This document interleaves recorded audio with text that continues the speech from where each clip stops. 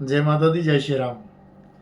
मेरे सनातनी भाई बहनों, आज एक महत्वपूर्ण विषय पर मैं आपसे पारिवारिक चर्चा करना चाहूंगा।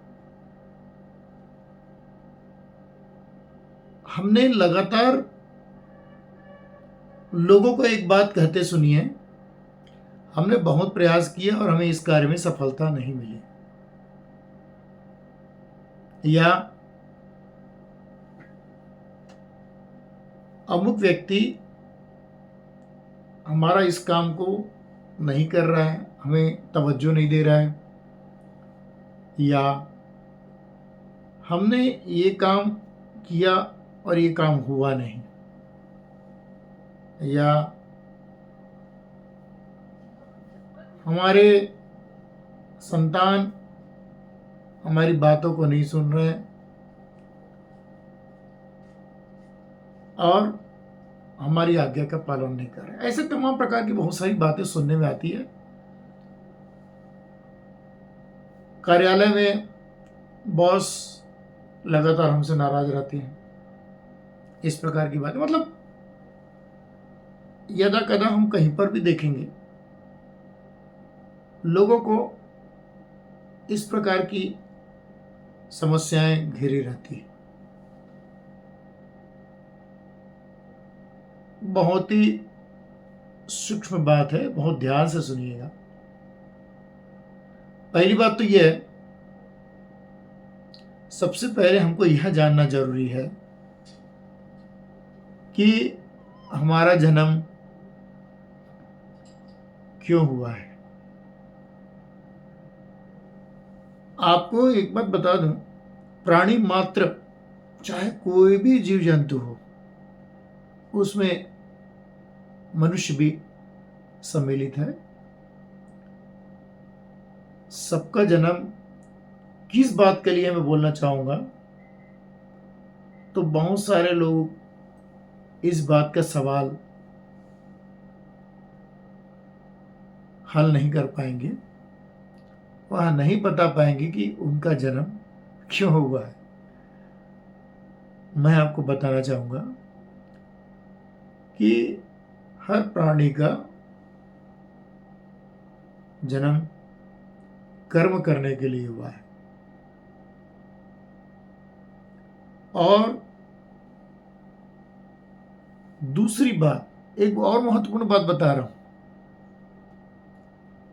कि जीवन में जो लोग सोचते हैं कि बहुत आनंद है, मौज मस्ती है, कोई व्यक्ति किसी को किसी भी प्रकार से मौज मस्ती करते देखता है, खुश देखता है, तो उसे लगता है कि सामने वाला व्यक्ति बहुत मौज मस्ती कर रहा है, बड़ी बड़ी गाड़ियों में घूम रहा है, फ्लाइट में आ जा रहा है, तमाम प्रकार की बातें होती है, या महंगे कपड़े पहन रहा है,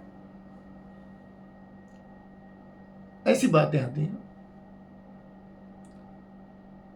कोई आवश्यक नहीं कि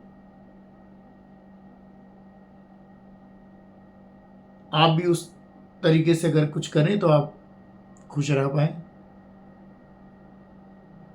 या कुछ ऐसी बातें हैं कि आपने ऐसा काम नहीं किया कि वो चीजें आपको उपलब्ध हो जाए।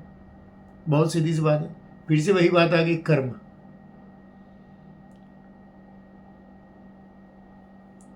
बोए बीज बबूल का, आम कहां से खाए।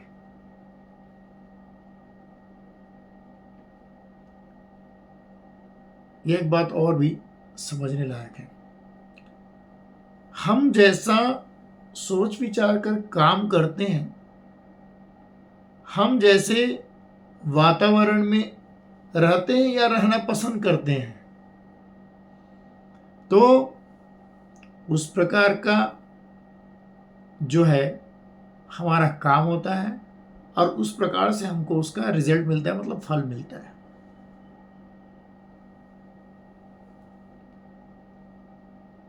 सत्संग, अच्छे लोगों की संगत आपको ऊंचाइयों पर पहुंचा देती है और बुरे लोगों की संगत आपको धराशायी कर देती है।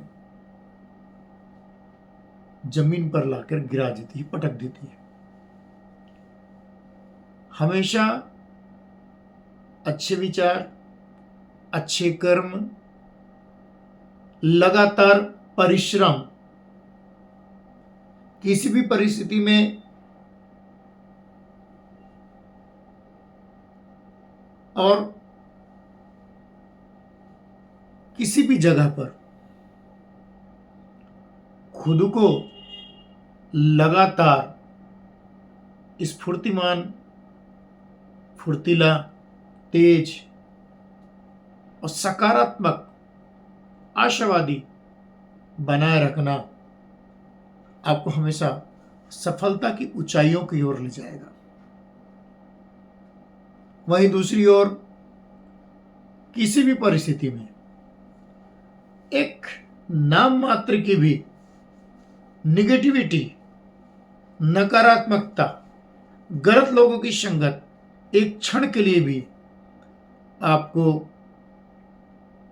खाई पर ले जाकर पटक देगी,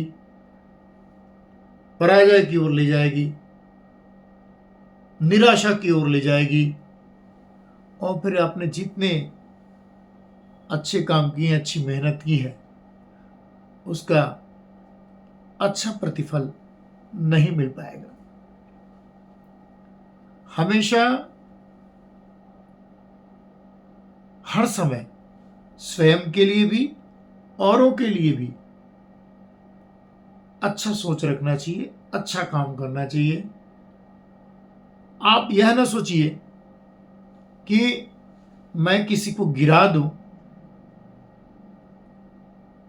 तो आगे बढ़ जाऊंगा।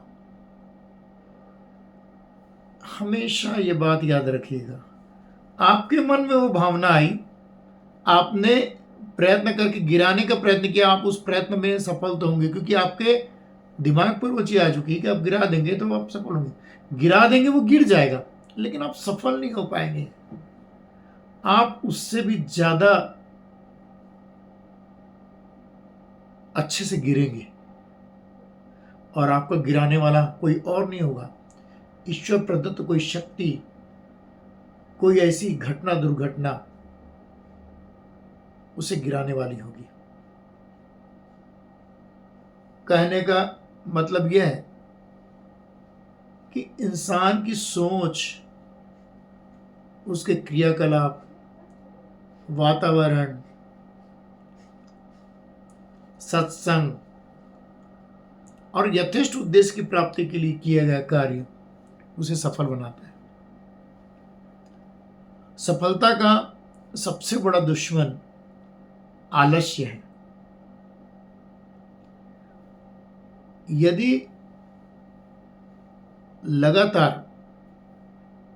कोई व्यक्ति थोड़ा सा कुछ करके सोचता है कि मैंने बहुत कर लिया, आलस्य आने लगता है, तो मानकर चलिए कि उसकी सफलता का मापदंड भी उतना ही होगा। आलस्य तो किसी भी अवस्था में करनी ही नहीं चाहिए। मैंने पहले ही कह दिया है, प्राणी मात्र, चाहे उसमें मनुष्य भी हो शामिल है, उसका जन्म कर्म करने के लिए हुआ है। ईश्वर ने पूरी प्रकृति में ऐसी चीजें बना रखी है कि किन्हीं चीजों को हम लोग, जैसे भूख लगी है तो किन्हीं चीजों को हम लोग क्या करते हैं, सीधे भी खा सकते हैं, फल फूल है जो पके हुए, लेकिन बहुतायत जो चीजें होती है, जो नित्य हमको भोजन करना है, उसे हमको पकाकर खाना पड़ता है। मनुष्य के लिए ऐसी व्यवस्थाएं बन रखी है, और इसलिए हमेशा प्रयास करना चाहिए कि सतत परिश्रम करते रहें। जिस अवस्था में जो कार्य करने हैं, हमारे वेदों में, शास्त्रों में, हमारे सनातन धर्म के जो उपदेश दिए गए हैं, कब किस वक्त क्या कार्य करना, बहुत ही सूक्ष्मतम वर्णन किया हुआ है। बात यह है, हमारे जितने भी सनातनी धर्म गुरु, हमारे गुरुदेव परम पूज्य शंकराचार्य जी, साथ साथ हमारे जितने भी धर्माचार्य हैं, जो प्रवचन करते हैं, उपदेश देते हैं, उनकी बातों में उन सभी चीजों का समावेश होता है। लेकिन लोग सिर्फ मनोरंजन के लिए सुनते हैं और उसे अपने जीवन में आत्मसात नहीं करते, और यही एक वजह है कि वे लगातार नकारात्मकता से भरे होते हैं, डरे मन से, भय से ईश्वर की आराधना करते हैं। हमारा ये काम नहीं बना और अमुक महाराज जी ने, पंडित जी ने, अमुक ज्योतिषी ने ऐसी बात कही है तो ये करने से हो जाएगा, इस भय से वो काम करते हैं। आपने देखा होगा उससे भी काम होता है। अगर सच्ची श्रद्धा से, आत्मविश्वास से कोई व्यक्ति काम करता है तो उसका काम अवश्य होता है। मैंने ये बात पहले भी कही, परिश्रम किया उसने, और उसने अपने उस उद्देश्य को लगातार ध्यान में रखते हुए, उस ईश्वर की आराधना करते हुए कार्य जारी रखा और वह सफल हो जाता है। इसलिए अपने धर्मगुरुओं की, हमारे वेदों में जो बातें लिखी है, हमारे पुराणों में जो बातें लिखी है, हमारे धार्मिक ग्रंथों में जो बातें लिखी हैं, यदि हम पूरी तरह से नहीं पढ़ पा रहे हैं तो कोशिश करें, कुछ सूक्ष्म जो चीज़ें होती है उससे जानने का प्रयास करें, धर्म गुरुओं का अनुसरण करें, और इस प्रकार से जीवन में भी कोई भी कठिनाई नहीं लगेगी। आप हर चीज में सफल होंगे। किसी के प्रति दुर्भावना रखना, ईर्ष्या रखना, हर किसी व्यक्ति को अपने बराबर या उसके बराबर आगे बढ़ने की कोशिश करना, प्रतिस्पर्धा आवश्यक है, लेकिन प्रतिस्पर्धा और ईर्ष्या दोनों में बहुत ही अंतर है। आप प्रतिस्पर्धा करिए,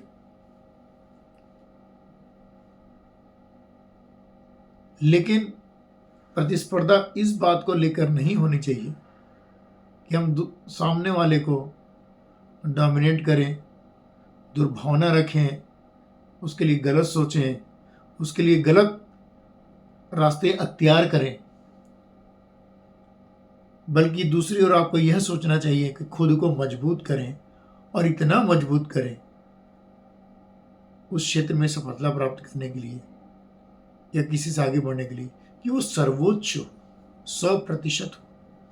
जब आप 100% होंगे तो आपके सामने कोई और नहीं होगा। अपने दिमाग से घमंड बिल्कुल हटा दें, गुस्सा बिल्कुल ना हो। कुछ समय ऐसे होते हैं कि लोग हमें अनावश्यक किसी जगह पर उकसाते हैं, हम क्रोधित हों, और उन बातों को समझना जरूरी है कि किस समय कौन व्यक्ति आपको किस कार्य के लिए प्रेरित कर रहा है। क्या वह कार्य करना या उस प्रकार से तैश में आना या उस प्रकार से एक्शन में आना आवश्यक है। बहुत सारी बातें हैं, बहुत सारी चीज़ें हैं जीवन में सीखने को। अभी मैं सिर्फ इतना ही कहूँगा कि अगर जीवन में सफलता प्राप्त करनी है तो लगातार काम करते रहना है उद्देश्य प्राप्ति के लिए। अपना शरीर, अपना मन और साथ ही साथ अपनी आत्मा, तीनों को मजबूत करके चलना है। तभी हम किसी क्षेत्र में आगे बढ़ सकते हैं, सफलता प्राप्त कर सकते हैं और लोगों के काम आ सकते हैं।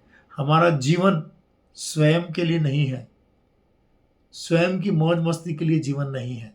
हमारा जीवन औरों के लिए है, परोपकार के लिए है।